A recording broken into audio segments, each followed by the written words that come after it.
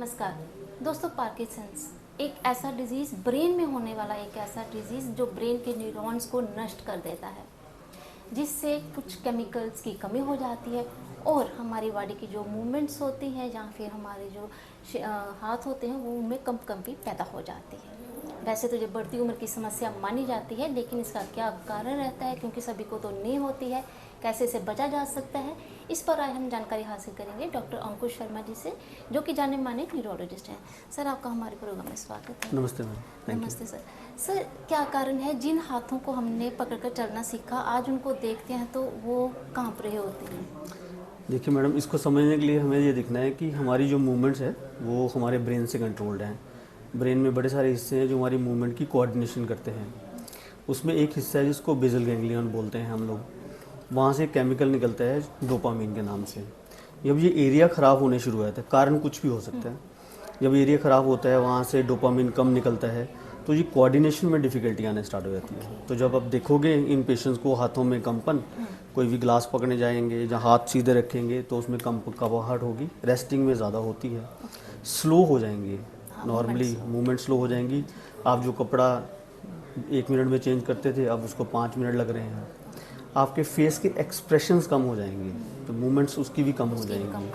आप जब चलोगे तो आगे झुक के चलोगे, आर्म स्विंग कम हो जाएगी। आर्म्स का जो हम चलते हैं तो आर्म स्विंग करती है वो कम हो जाएंगी। और इसी तरह के और चीज़ें जो कोऑर्डिनेशन के साथ आती हैं उसमें खराबी आना स्टार्ट हो जाती है। इस चीज़ को जब बेसल गैंग्लियन में चीज़ें ख़राब होने स्टार्ट होती हैं, डोपामीन की कमी होती है, तो उससे जो सिम्टमेटोलॉजी आती है उसको हम पार्किंसंस बोलते हैं।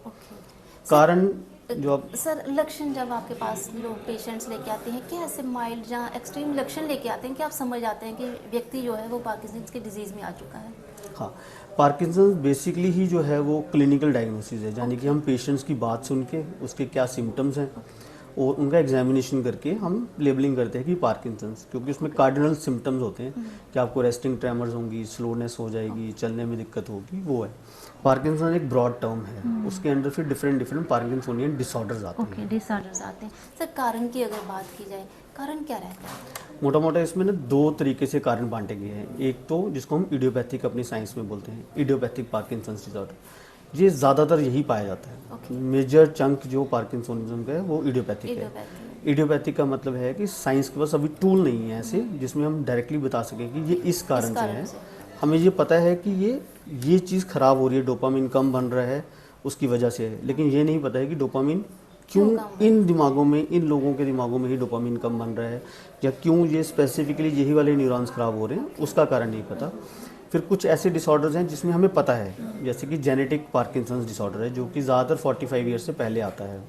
उसमें जीन डिफेक्ट्स होते हैं, कुछ पार करके जीन्स हैं, एलआर जीन्स हैं, वो जीन खराबी अगर होगी तो जैसे आपकी बढ़ती एज आएगी तो स्पेसिफिकली ये वाले जो न्यूरॉन्स हैं वो ख़राब होने स्टार्ट हो जाते हैं।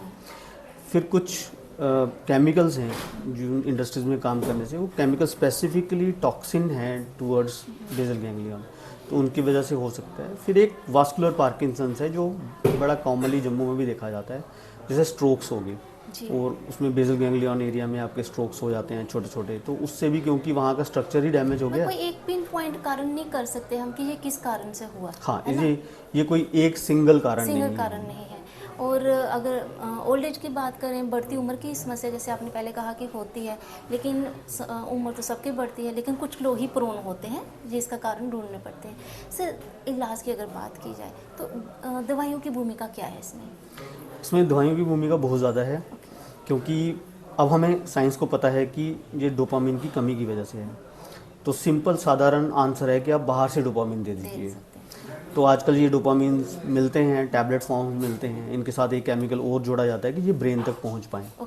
तो आप वो वाली मेडिसिन खा सकते हो, सिंडोपा वगैरह के नाम से मिलती हैं, लेकिन खुद नहीं खानी चाहिए, वैसे डॉक्टर की देख रेख में खानी चाहिए, बट अवेलेबल हैं।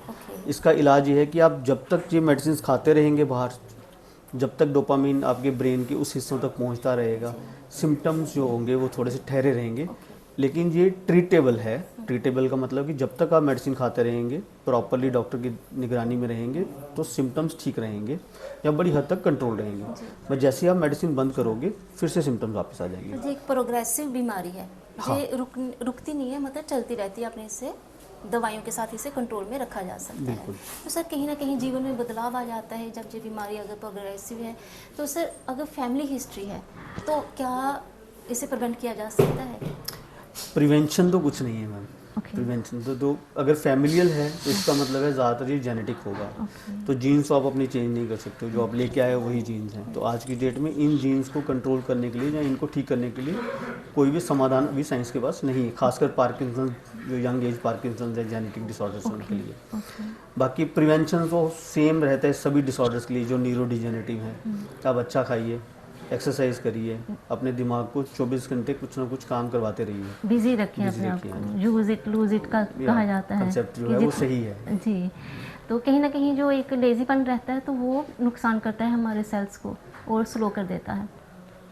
सर सर्जरी की भी कहा जाता है इसमें, डीप ब्रेन स्टिमुलेशन, उसकी ज़रूरत कब पड़ती है इंसान को? देखिए, जब पार्किंसंस की दवाई आप खा रहे हैं और उसके अब सिम्टम्स कंट्रोल नहीं हो रहे और मैक्सिमम डोज तक आप पहुंच गए हो, या फिर अभी मैक्सिमम डोज नहीं पहुंची है लेकिन आपके साइड इफ़ेक्ट्स इतने ज़्यादा आ रहे हैं कि आप उनको साइड इफ़ेक्ट्स को झेल नहीं पा रहे हो, तो रोल आ जाता है फिर डीप ब्रेन स्टिमुलेशन का, या DBS जिसको बोला जाता है।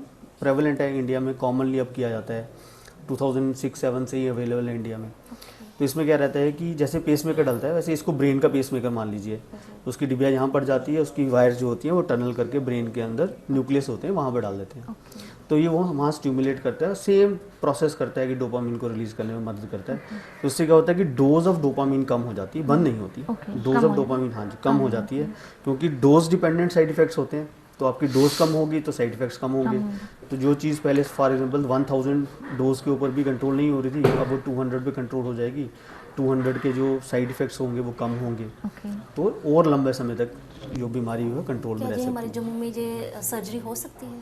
अभी तक तो हुई नहीं है कभी भी, ये मेट्रो सिटीज़ में सब जगह पर अवेलेबल है। तो सर हम मैसेज क्या देंगे जिन फैमिलीज में ऐसे पेशेंट्स हैं, उन्हें क्या करना होगा, किस तरह से प्रिपेयर रहना होगा, मैसेज क्या देंगे? पहला तो ये है कि पार्किंसंस एक कॉमन डिसऑर्डर है और आजकल इसकी मेडिसिन अवेलेबल हैं, और अगर आप प्रॉपर्ली इसकी मेडिसिन खाएं तो सिम्टम्स ज़्यादातर कंट्रोल रहेंगे। और हमारा एक कंसेप्ट रहता है एक्टिविटीज़ ऑफ डेली लिविंग, कि आपकी दिनचर्या के जितने भी काम हैं कम से कम आप उसको करने के लिए किसी पे डिपेंडेंट नहीं रहेंगे।